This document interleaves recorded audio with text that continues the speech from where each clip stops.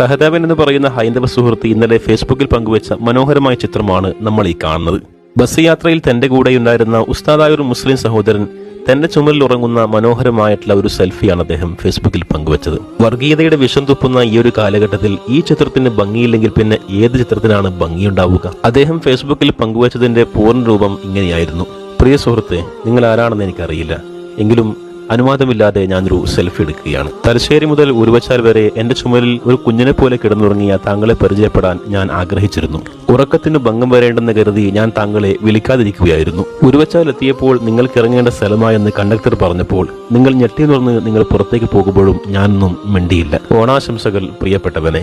ഇതായിരുന്നു മനുഷ്യനെ മനുഷ്യനായി കാണാൻ പഠിച്ച നല്ല മനസ്സുള്ള സഹദേവൻ എന്ന പ്രിയ സുഹൃത്തിന്റെ ഫേസ്ബുക്ക് പോസ്റ്റ്. വർഗീയതയുടെ വിഷം ചീറ്റുന്ന സർവ്വമത വർഗീയവാദികൾക്കും സഹദേവൻ എന്ന സുഹൃത്ത് വലിയൊരു മാതൃകയാണ്. ദൈവം അദ്ദേഹത്തെ അനുഗ്രഹിക്കട്ടെ.